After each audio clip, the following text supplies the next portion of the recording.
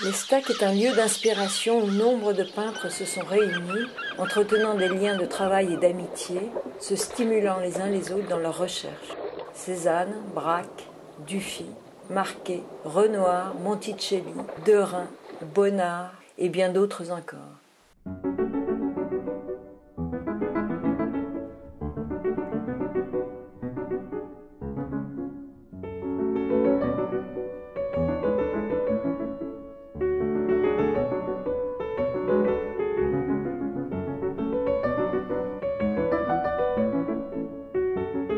Chacun a porté une vision nouvelle de la peinture, créant dans cet élan différents mouvements artistiques.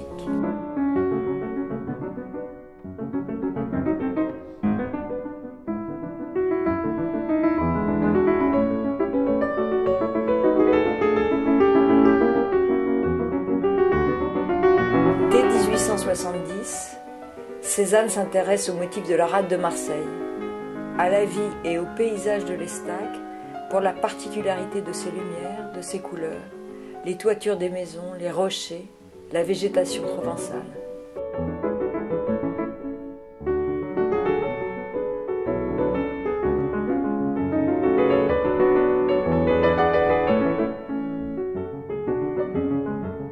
C'est suite aux recherches de Cézanne sur ces paysages de l'Estac qu'est apparu le fauvisme et le cubisme peu de temps après, avec notamment les tableaux de Braque.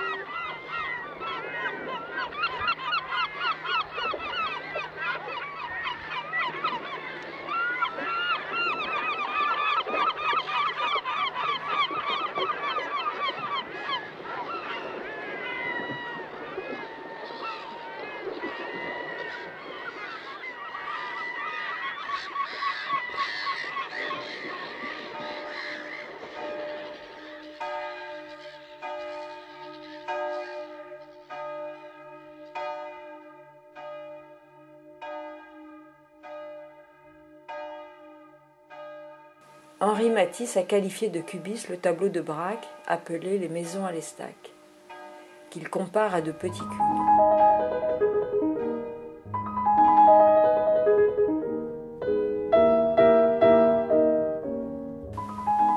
Mais c'est en 1904 qu'est né le concept du cubisme, dans une lettre où Cézanne recommande au peintre Émile Bernard de traiter la nature par le cylindre, la sphère et le cône. Phrase fondatrice qui inspire les peintres aujourd'hui encore.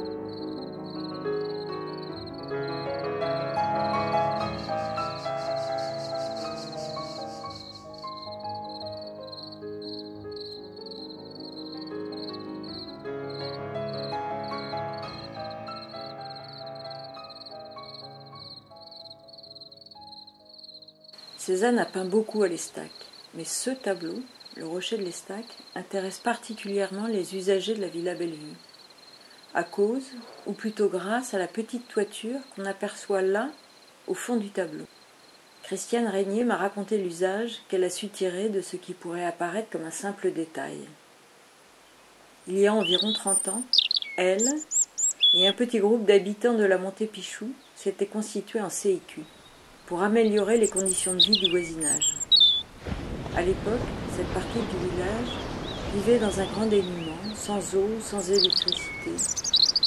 Ils se réunissaient chez les uns et chez les autres, mais très vite le besoin d'un local s'est fait sentir. Ils avaient repéré la Villa Bellevue, laissée à l'abandon, squattée, dégradée, en piteux état. Ils ont pu bientôt obtenir de se réunir dans la véranda de la villa, mais sans droit ni titre. C'est alors qu'ils ont commencé à nettoyer les monceaux de détritus accumulés au fil des ans et à rénover.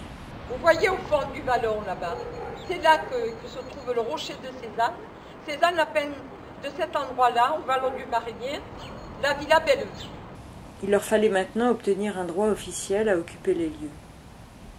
C'est alors que, fortuitement, Christiane Régnier a découvert le tableau de Cézanne et qu'elle a compris, après recherche du point de vue du peintre, que la petite toiture au fond du tableau n'était autre que celui de la Villa Bellevue. Ce détail est devenu l'argument majeur de son argumentaire auprès de la Sogima et de la ville. La Villa Bellevue faisait partie du patrimoine, immortalisé par le maître, ne devait plus tomber entre les mains des promoteurs immobiliers, mais rendue à une vocation sociale et artistique. En 1992, le premier bail a été signé.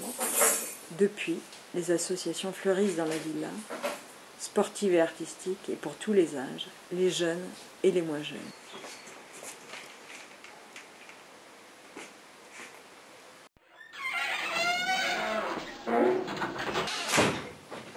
Ça va, Suzanne? Bonjour. Ça va? Ça va. Alors, continue encore.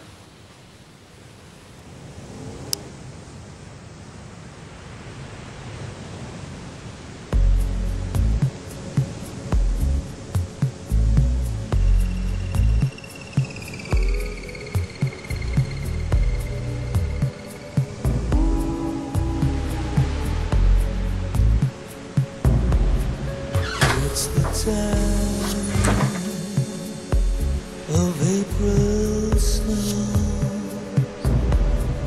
and how it shows in others' eyes. Calling, she's calling each midnight. Take me to new heights, falling out. A secret hour, sweet with surprises, leaves no disguises when you feel pure.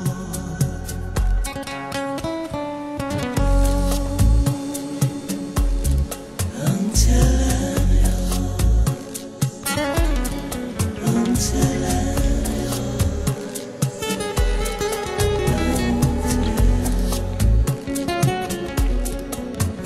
It's the time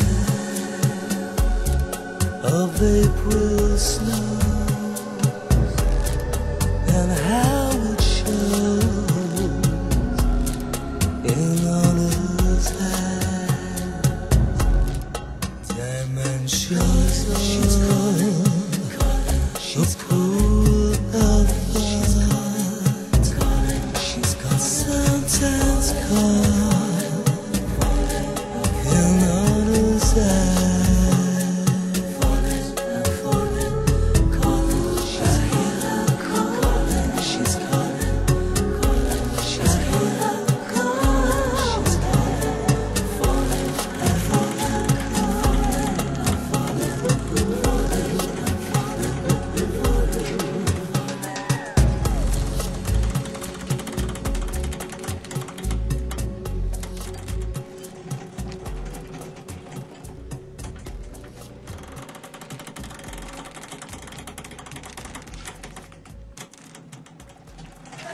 Le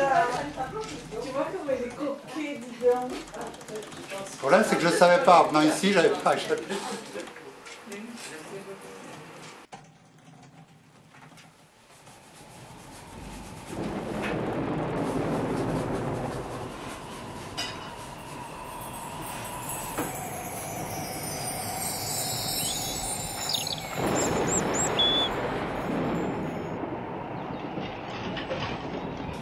En bas, pour les fêtes de la peinture, il y avait l'orage, tu sais, sur les stacks, mais alors un orage. Le ciel il changeait toutes les 30 secondes, le ciel changeait, c'était. Et tout le monde était avec les parapluies, il y avait au moins une quarantaine de personnes. Et lui, il continuait. Et lui, il peignait. Bouteille de whisky, à côté. Ah, tu sais, Simone, l'infirmière qui est en bas, Oui. La maison de César, elle aussi, elle picolait le concert. Et mon magot et elle, ils se partageaient la bouteille de whisky. Et bon, tu voyais sur le tableau, il était bizarre. Tu parles. Il marchait avec l'orage. Ça lui donnait l'inspiration. Un peu la pluie, un peu l'orage, ça lui donnait l'inspiration. Ça a tenu pendant une vingtaine d'années.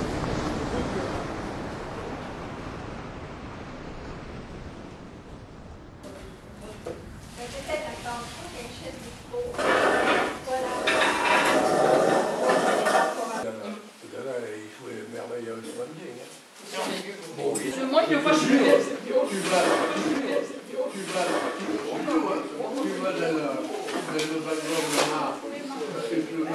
Ça doit être tout, vous allez et moi, une fois, les sacs chez le musicien, dans la salle d'attente, il y avait une lumière. J'étais jeune à l'époque. Et on bavardait parce qu'on avait beaucoup de temps à perdre, il fallait attendre. Hein. Et elle m'a raconté que dans ce jardin, elle m'a dit, vous savez, ces grosses fleurs, c'est des coquelicots, mais... Oh, écoutez, quand vous faites une infusion avec le cœur... Alors je dis, mais attendez, mais c'était pas vous me parlez de Ah, je sais pas, moi. Mais on fait une infusion avec, elle m'a dit, on est bien, après, vous savez comment je dors bien.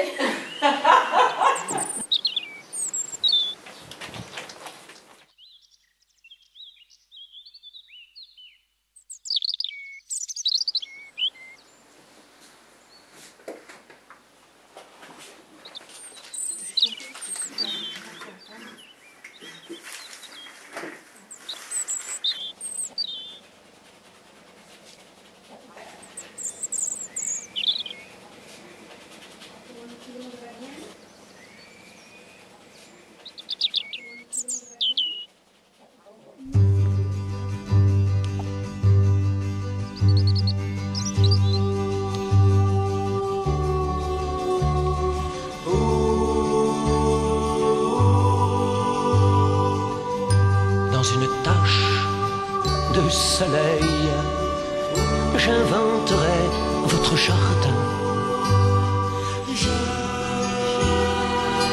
J'aime les jardins qui s'éveillent par hasard au creux de ma main, dans une tache de vin rouge.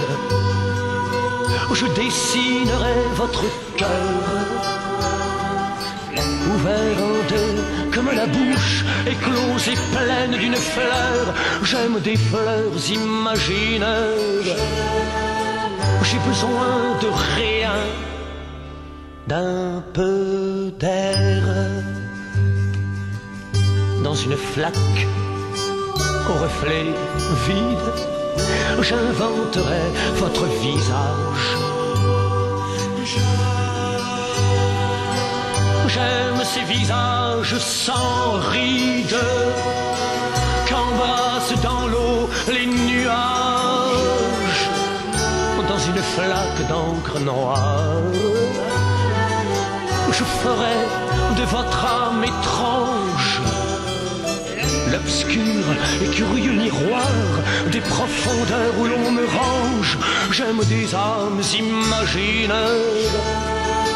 J'ai besoin de rien, d'un peu d'air dans la fumée de ma chandelle. j'esquisserai du doigt vos lignes.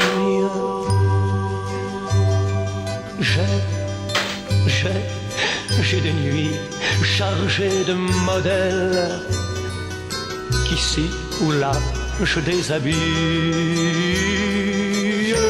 J'ai des lits chargés de poèmes qu'en vous espérant j'envisage, à savoir qu'au gré de ces pages j'ai ouvert ce que certains ferment en grand, toutes mes portes imaginaires.